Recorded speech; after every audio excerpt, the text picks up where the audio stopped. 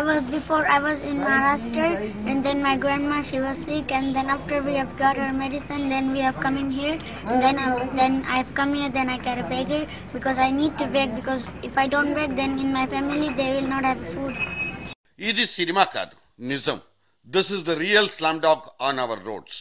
మన బుర్రల్ని బ్లాక్ చేసేంత గొప్ప మేధస్సున్న, ఆదరించే ఒక్క చెయ్యి దొరక్క రోడ్ల మీద పడి ఒంటరి జీవితాలు గడుపుతున్న 1,70,00,000 మంది వీధి బాలలు ఇవాళ మన మహానగరాల పేరు ప్రతిష్టలకు తూట్లు పొడిచే సామాజిక సైతాన్లు.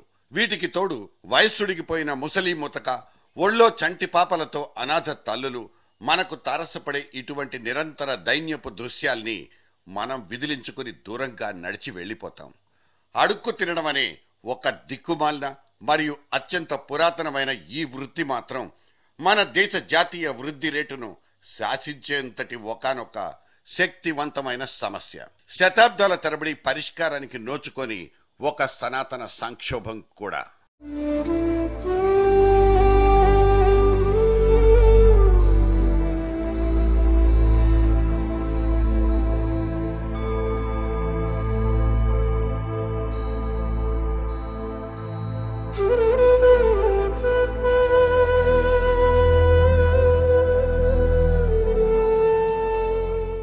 ఆ కళ్ళల్లో జీవం ఉండదు. ఆ చూపులకు అస్సలు లక్ష్యమన్నదే లేదు.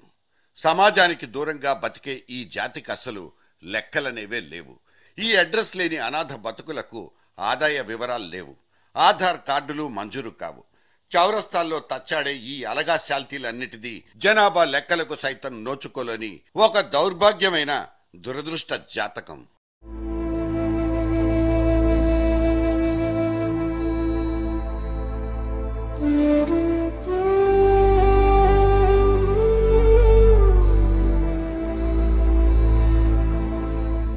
యాచకులు, బిచ్చగాళ్లు, అర్భకులు, అడుక్కు తినేవాళ్లు అంటూ వీళ్లకు ఒక్క భాషలోనే 3-4 పేర్లు.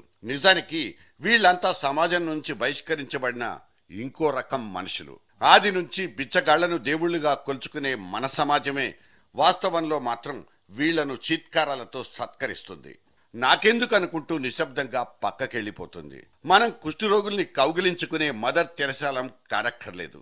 4 కాసుల్ని త్యాగం చేసే కాచింత కరుణాత్ములమైతే చాలు, వాళ్ల బతుకులు ఆ ఒక్క పూటైనా బాగుపడిపోతాయి అన్నది మనసుకు తోచే ఒకానొక వివేచన.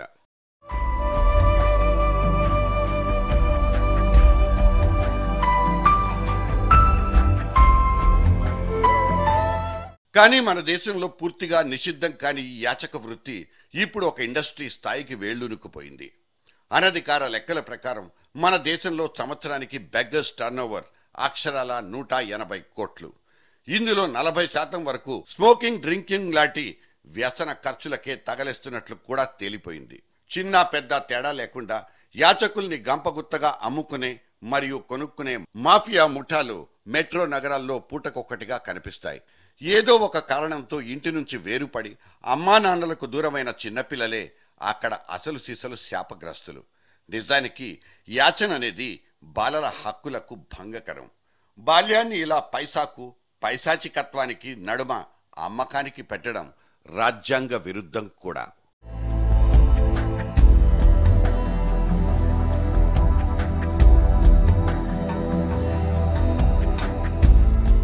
కర్ణాటక లాంటి కొన్ని రాష్ట్రాల్లో మాత్రమే యాచించడం అనేది నేరం. బహిరంగ ప్రదేశాల్లో అడుక్కు తినేవాడు కనిపిస్తే కొట్టుకుంటూ తీసుకెళ్లి రిలీఫ్ సెంటర్లలో కుక్కేయడం అక్కడి కాకీల డ్యూటీ. అనాథల సహాయ శిబిరాల పేరుతో సర్కార్ నుంచి మంజూరయ్యే నిధుల్ని మింగే బకాసురులు మేము సైతం అంటూ అక్కడ కూడా రెడీ అయిపోతారు. బెగ్గర్ రిలీఫ్ సెంటర్లంటే అవి జైళ్ల కంటే హీరం. సరైన శానిటేషన్ ఉండదు, పొట్టకు సరిపడా తిండి పెట్టరు. బెంగళూరు బెగ్గర్ రిలీఫ్ సెంటర్ నుంచి కేవలం 5 రోజుల్లో 26 మంది చనిపోయారు. ఇవి హత్యలా లేక ఆత్మహత్యలా అన్నది బయటి ప్రపంచానికి ఇవాల్టిదాకా తెలీదు. ఇది జరిగిన వారం రోజుల్లో 1700 మంది యాచకులు అక్కడి నుంచి పారిపోయారు. దాని ఫలితమే ఈ గావు కేకలు. అడుక్కు తినడమే వీళ్లకు హాయినిచ్చే జీవితం.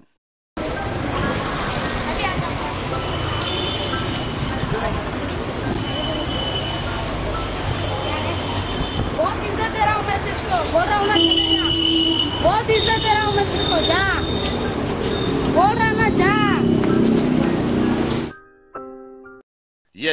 యాచన కూడా ఒక సామాజిక సమస్యే. ఈ మాత్రం స్పృహ మన ఏలికలకు ఇవాల్టికైనా కలిగినందుకు సంతోషం. ఎండకు ఎండే, వానకు తడిసే ఒక నీడంటూ లేని ఈ అణగారిన జనాభా కోసం ఇందిరమ్మ గుళ్ళంటూ అప్పట్లో ఒక పథకం అమల్లోకి వచ్చింది. కానీ వీటిలో కనీసం 25% కూడా ఒరిజినల్ పేదోడికి దక్కింది లేదు. ఇల్లు దాకా ఎందుకు, సొంతంగా 4 రూకలు సంపాదించుకునే శక్తినివ్వాలి. అడుక్కు తినడం కంటే అత్యంత సునాయాసమైన జీవన మార్గం ఇంకొకటి లేదన్న దిక్కుమాలిన ఆలోచన నుంచి వాళ్లకు విముక్తి కల్పించాలి. తప్పు చేస్తున్నామంటూ పక్కకు పిలిచి కౌన్సిలింగ్ ఇచ్చే చొరవ కనిపించాలి. ఆ చిన్నపాటి ప్రయత్నం ఎక్కడున్నట్లు? నీ జీతం ఎంత? 20,000. 25 వస్తుంది. ఇక్కడ అడుక్కోవడం నీకు పనిలా కనిపించట్లేదా? ఎన్ని సెంటర్లు మారాలి, ఎన్ని వేషాలు వేయాలి, ఎన్ని జిమ్మిక్కులు చెయ్యాలి, ఎంత టాలెంట్ ఉండాలి, ఇదంతా పనిలా కనిపించట్లేదా నీకు? ఏదో ఒకసారి అడుక్కొని చూడు చెప్తాను. నేను అడుక్కోవడం ఏడిపే? Then give respect to our profession mister. ఉడి అమ్మ ఇంగ్లీషు ఎవడరా నువ్వు? Beggar, it's my designation. వృత్తి శిక్షణ, రాత్రి బస, సంచార ఆరోగ్య కేంద్రం, ఇటువంటి బతకడానికి అవసరమైన 4 మినిమం రిక్వైర్మెంట్స్ మీద ఏ ప్రభుత్వం కూడా దృష్టి పెట్టింది లేదు. 30 ఏళ్లకు ముందే యాచక వృత్తి నిర్మూలన కోసం ఒక చట్టం రాసుకున్నా దాని బూజు దులిపే ఓపిక ఇవాళ రాష్ట్ర సర్కార్ దగ్గర లేనే లేదు. కనీసం మీ రాష్ట్రాల్లో ఉన్న యాచకుల సంఖ్య ఎంతో చెప్పమంటూ ప్లానింగ్ కమిషన్ హుకుం జారీ చేసేదాకా మన సచివాలయంలో అస్సలు కదలికే రాలేదు. గుళ్ళు గోపురాలతో పాటు గల్లీ గల్లీ వెతికి మరీ అడుక్కు తినే వాళ్ల దగ్గర వేలిముద్రలు, ఫోటోలు సేకరించే పనిలో మునిగిపోయింది మన రాష్ట్ర సర్కార్. ఒక్క హైదరాబాద్లోనే అడుక్కు తిని బతికే జీవోత్సవాల సంఖ్య 10,000కు పైమాటేనన్న ఒక లెక్కైతే ఖరారైపోయింది. కాకపోతే సమస్యల్లా ఒక్కటే, వీళ్ళందరినీ ఉంచడమా లేక నిర్మూలించడమా?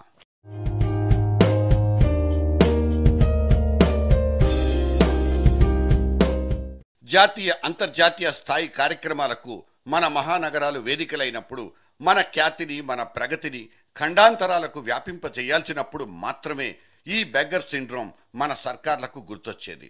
జీవ వైవిధ్య సదస్సు పేరుతో మన భాగ్యనగరాన్ని సుందరంగా తీర్చిదిద్దాలనుకున్నప్పుడు ఇలాగే యాచకులందరినీ ఏర్చి కూర్చి ఊరవతల విసిరిపారేసింది మన రాష్ట్ర యంత్రాంగం.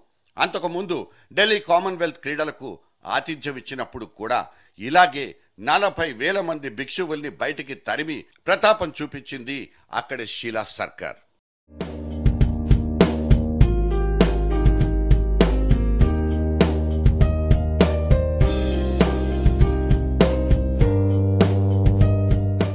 వీళ్ల పుట్టుక రోడ్డు మీదే, బతుకు రోడ్డు మీదే. కానీ వీళ్ల సమస్యకు ఆది అంతాలే అంతుపట్టవు. యాచక సమస్యకు పరిష్కారాన్ని శోధించడంలో మాత్రం ఇప్పటిదాకా అన్ని ప్రభుత్వాలు ఓడిపోయాయి. ఆ మాటకొస్తే ఎవరు మాత్రం అడుక్కు తినడం లేదు.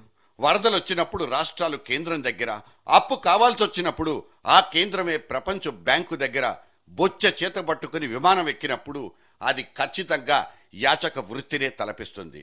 కాకపోతే వాళ్లకు మనం పెట్టుకునే అందమైన పేర్లు అప్పు, ఆర్థిక సహాయం. వాళ్లకు ఒంటి మీద మలినం, మనకు మనసు లోపల మలినం. వాళ్ల కుళ్ళు కడుక్కుంటే పోయేది, మన మనస్సుల్లో పేరుకుపోయిన మురికి మాత్రం చివరి దాకా ఉండిపోయేది.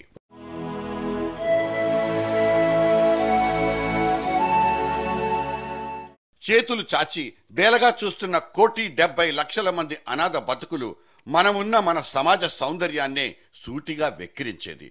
మన ఆలోచనకు, మన అవగాహనకు, మనం అనుభవిస్తున్నామనుకుంటున్న అభివృద్ధికి, ఆధునికతకు ఇదో అవహేళన.